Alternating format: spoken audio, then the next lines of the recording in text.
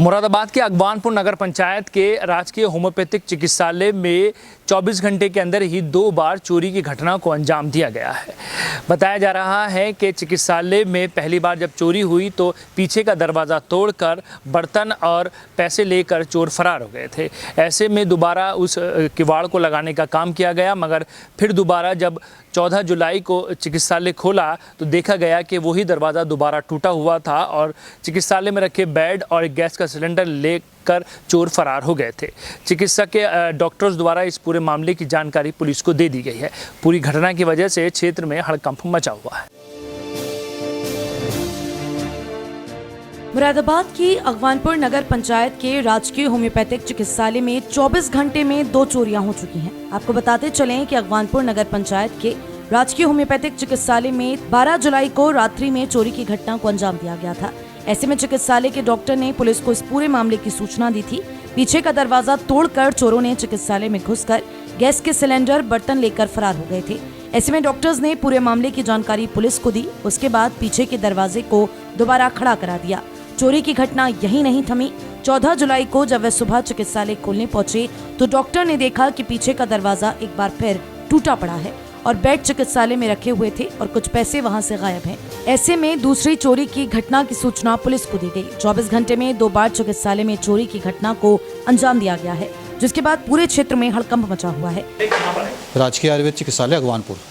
क्या हुआ है?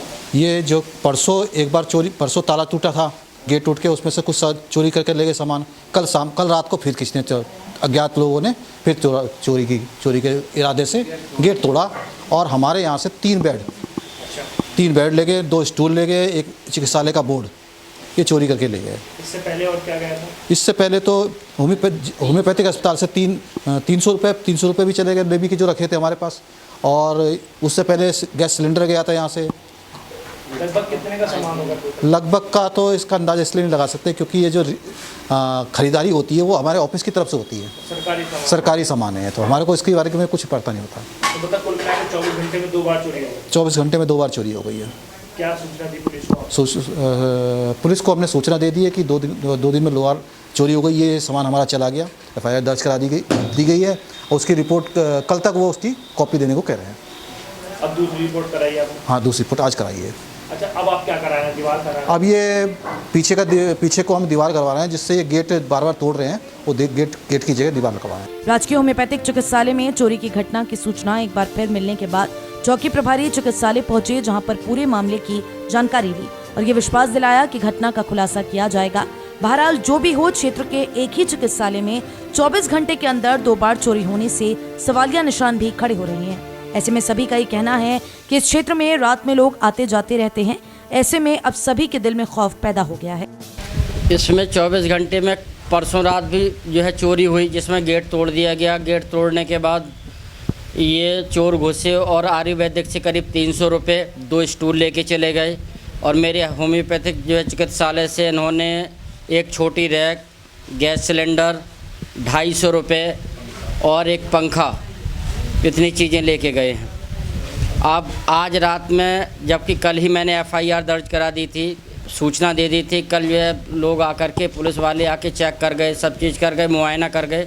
लेकिन आज रात में फिर वही जो है गेट तोड़ दिया गया दोबारा, जो मैंने कल लगवाया था। उसके बाद यहाँ से 3 बेड लेके चले गए, 2 स्टूल लेके चले गए और एक बोर्ड लेके चले गए।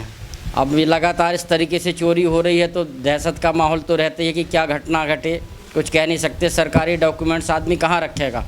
अस्पताल के अलावा कुछ भी हो सकता है, इस एरिए में कुछ भी हो सकता है। जब लगातार मान लो 2022 में अगर 3 बार चोरी हो सकती है, इस 6 महीने में अगर 3 बल्कि 4 महीने में 3 बार चोरी हो सकती है, तो किसी के साथ कुछ भी हादसा हो सकता है।